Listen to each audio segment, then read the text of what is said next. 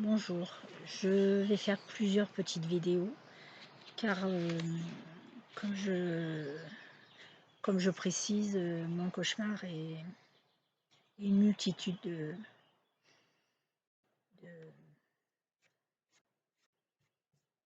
je sais pas, de cauchemars par des tierces personnes. Donc je pense que je vais pratiquer comme ça parce que c'est trop compliqué et puis il y a de quoi se faire griller la cervelle. Donc, euh, donc là, je m'adresse toujours au président de la République, puisque j'ai un dossier en cours depuis le 7 avril 2021, à qui j'ai tout signalé. Et, et je m'adresse au procureur le procureur ou les procureurs, je ne sais pas, qui ont traité, qui traitent mon dossier, dont un nom qui ressort souvent. Car souvent, quand il y a des problèmes, on ne donne jamais le nom des personnes, hein, et en fait, aucune sanction, et puis ces gens peuvent continuer. Donc moi, j'insiste sur le fait, même s'il y a un gros problème, un gros système au niveau système de la justice, il y a quand même des noms derrière. Donc, Monsieur le Président et Monsieur le Procureur d'Alès, puisque je suis dans le Gard, donc comme vous allez comprendre, je n'ai plus le choix. Moi, c'est la seule façon pour essayer de reprendre le cours d'une vie qui va être très compliquée et puis d'essayer de rester en vie. Alors là, je vais vous parler d'une dernière tentative que j'ai faite la semaine dernière, le vendredi 3 au matin, aux alentours de 9 h à peu près, où j'ai pu rassembler le peu de courage, si on peut dire ça comme ça, qui me restait. Car depuis pas mal de temps, et les derniers datent du mois d'avril, je reçois des messages qui sont inquiétants et dont je suis persuadée que mon mari est derrière. Donc, rassemblant mon courage, et je précise que je suis très fatiguée et très choquée de tout ce que je vis depuis plusieurs années, qui m'empêche de vivre, car je me débat toute seule contre un mari, mais contre la justice aussi, et que je me suis assistée à ce jour j'ai pas eu l'impression de l'avoir été à un certain moment, mais d'aucun avocat. Donc là, moi, je n'en cherche même pas. Donc mon but, c'est d'être vraiment aidée et qu'on vienne vers moi pour ce combat qui est inadmissible. Car j'insiste aussi sur le fait que mon combat est celui des autres femmes et des autres mamans. Donc ce vendredi 3 juin 2022, je me rends à la gendarmerie de Saint-Jean-du-Gard. Et comme malheureusement, je me doute de l'accueil que je vais avoir, je, je fais un enregistrement. Ce que je n'avais jamais fait au départ, parce que quand on est victime et qu'on se prend de tels tsunamis, on ne s'attend pas à être aussi mal reçu par les gendarmes. Parce que moi, j'ai quand même passé des heures à essayer de justifier, enfin d'expliquer ce que je vivais, qui était vraiment inadmissible, et surtout vu mon état de santé, puisque je rappelle que je, je découvrais que j'étais anorexique et que j'avais déjà 17 de tension suite à ce traumatisme. Et donc, il est arrivé à un moment, en essayant d'enregistrer mon mari qui m'insultait du soir au matin, des insultes que je parlerai de mon mari quand même, mais pour le moment, pour me protéger, je parle de la justice, mais je parlerai quand même bien sûr de tout ce qui m'a fait subir aussi. Mais je dois me protéger de la justice, donc je commence par ça. Donc je suis arrivée avec mon enregistrement, voilà, que j'avais acheté en fin 2000, je crois en 2018. Et je rentre donc à la gendarmerie de la Salle en m'étant conditionnée depuis des semaines et des mois, parce que c'est vraiment un cauchemar pour moi à m'empêcher de dormir. Et je mets mon enregistrement en marche en ne souhaitant pas vivre ce que j'allais encore vivre, mais malheureusement c'était un fait. Je rentre dans la gendarmerie et je suis reçue par un jeune homme, un gendarme voilà, que je ne connaissais pas. Car malgré tout, comme je me débat quand même avec des éléments de preuve, ils ont déplacé énormément de personnes, de gendarmes. Et donc là, voilà, il y avait des nouveaux gendarmes. Donc j'essaye comme je sais comment ça peut se passer, à rester des heures, décidément. Pharmacie. Comme je peux rester des heures à passer à l'accueil de la gendarmerie, donc j'essaye d'être vigilante et je réponds qu'aux questions, mais je précise d'entrée que je suis très fatiguée, qu'on est bien dans du pénal. Je précise que voilà, il y a des messages qui sont très inquiétants que je reçois et que je veux simplement porter plainte. Voilà, ce qui est mon droit, je l'ai lu 1 million de fois. Donc je me retrouve avec 1 million de questions de ce gendarme et je lui précise que je suis très fatiguée, que je veux déposer plainte. Donc il n'y a pas de confusion d'entrée, ma plainte est justifiée. D'ailleurs, elles l'ont toujours été. Et à un certain moment, je vois dans son comportement, alors qu'on ne s'était jamais rencontrés, quand il me pose la question et qu'il me dit mais vous avez déjà déposé une plainte? Donc je lui dis que oui, sans rentrer dans des détails, ce que je voulais vraiment pas faire. Et à ce moment-là, il me demande mon nom. Alors entre parenthèses, on ne sait jamais à qui on s'adresse. Il n'y a pas de nom, il n'y a pas de lettre, il n'y a même pas un numéro. À la limite, un numéro, ça serait bien, parce que quand on est victime, on ne peut pas retenir les noms. Moi, je suis trop fatiguée, je ne suis pas capable. Et je trouve qu'une lettre, une lettre initiale peut nous faire penser à un prénom que l'on connaît, et ça serait une bonne chose. Donc là, voilà, 3 gendarmes nouveaux, mais je n'ai pas de nom, comme souvent. Donc à partir du moment où je lui dis mon nom, je sais que, vu sa tête, que ça va pas s'arranger. Il tourne le dos, donc je suis derrière le comptoir, hein, je ne suis pas dans un bureau, hein, on ne me laisse pas entrer, hein, je suis au comptoir.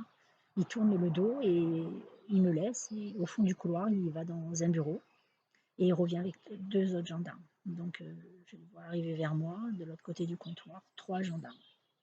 Il y en a un qui n'a pas ouvert la bouche, mais qui était quand même là présent, qui avait suivi. Et donc je me retrouve avec un 2e gendarme pas très agréable, qui recommence à m'interroger.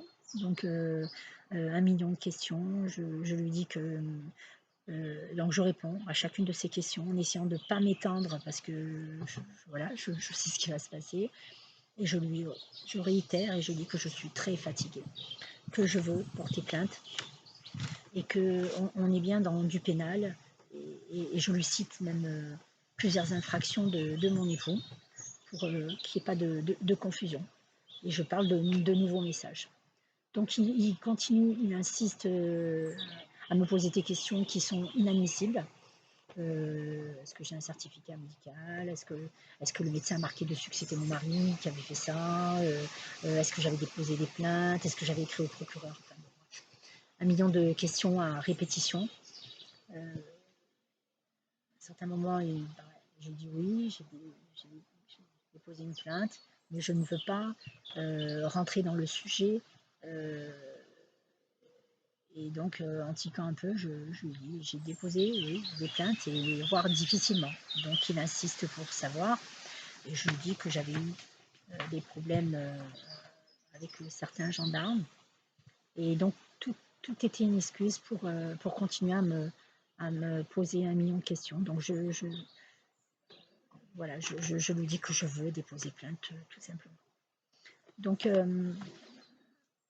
à un certain moment, ils se mettent les deux, le premier et ce second, à me poser des questions, tout ça, alors que je suis très fatiguée. Donc, je,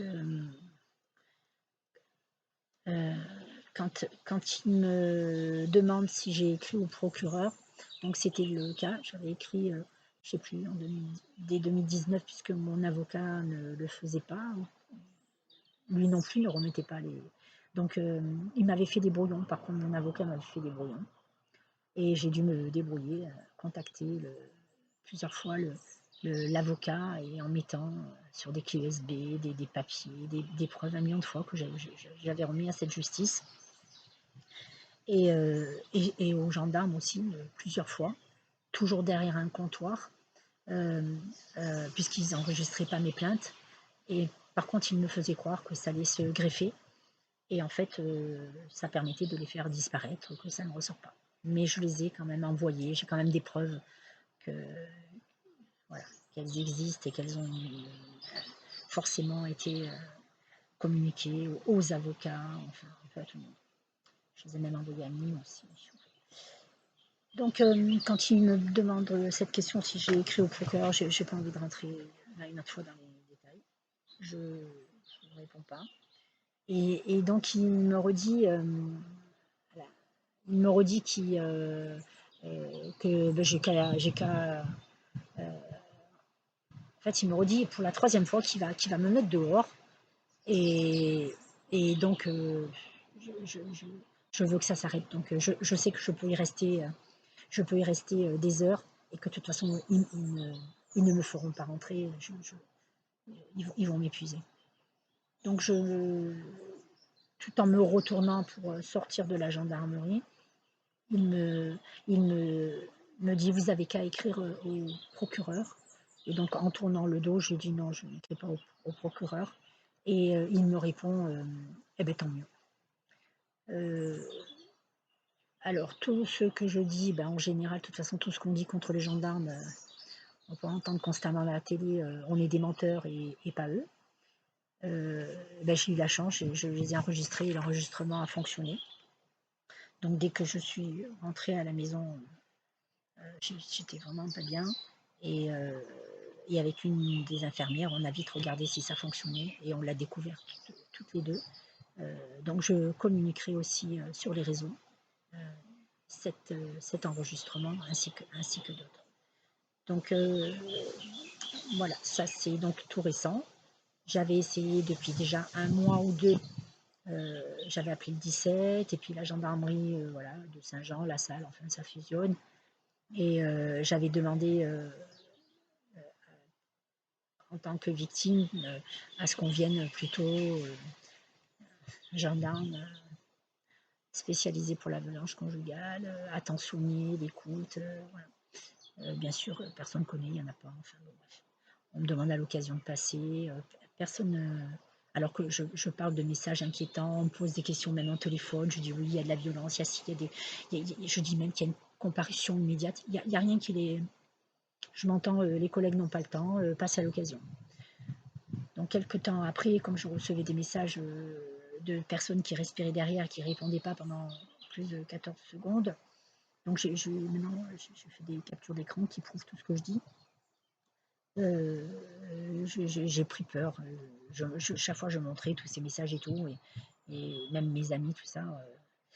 Donc, j'ai fait une tentative, comme on m'avait parlé, de soi-disant gendarme du Vigan qui était, voilà, sensibilisé, peut-être même formé. Donc, j'ai fait une tentative d'appeler, et pareil, ça s'est très mal passé. Donc, en gros, je ne dépends pas d'eux. Ils connaissent mon dossier. Alors je ne les connais pas, mais ils connaissent mon dossier parce que on leur a fait vent de mon combat. Et donc ils disent que non, même s'ils ne me connaissent pas. Donc ils se plongent dans mon dossier. Et automatiquement, de toute façon, ils prennent parti. Donc là, la personne, voilà, elle me dit quand même que non, qu'elle ne viendra pas, ça dépend pas de son. Donc ils ne tiennent pas compte hein, de ce que je vis, de j'ai peur, des messages, je suis isolée, ça, ils ne tiennent pas compte. Et, et je l'ai enregistré aussi. Euh, et, et donc, je ne dépends pas soi-disant d'eux, mais par contre, elle connaît quand même mon dossier. Du coup, comme elle me dit voilà, qu'elle connaît quand même mon dossier, donc je lui dis ben, peut-être vous pouvez me répondre pourquoi les plaintes du commissariat ont été classées avec des dates modifiées à la contre-enquête. Donc là, bien sûr, ben, voilà, elle ne dépend pas de réponse, comme toujours, de toute façon, personne ne répond. Comme des gens au tribunal, des gens qui sont au niveau du cabinet, du procureur. C'est classé sans suite, c'est pas grave. Et donc c'est effarant. À la limite, vous pouvez leur dire que bah, de toute façon c'était le cas, hein, quand ils découpaient à la disqueuse et tout, ils arrivent tranquilles, il y a rien qui les. Non, non, voilà. Donc ils font partie de l'armée, et donc franchement c'est effrayant de constater tous ces jeunes, ces femmes, des commandants et tout. Franchement c'est effrayant. Je ne veux plus mettre les pieds dans une gendarmerie. C'est effrayant. Ne me parlez plus de justice. Donc là, je ne sais pas ce qui va m'arriver, mais de toute façon, pour où j'en suis. Mais moi, je suis épuisée. Mais donc, je vous communiquerai aussi dans cet enregistrement aussi. Et voilà, je vais arrêter cette vidéo sur ce thème-là. Enfin, sur cette péripétie, parce qu'il y en a énormément. Donc, à la prochaine.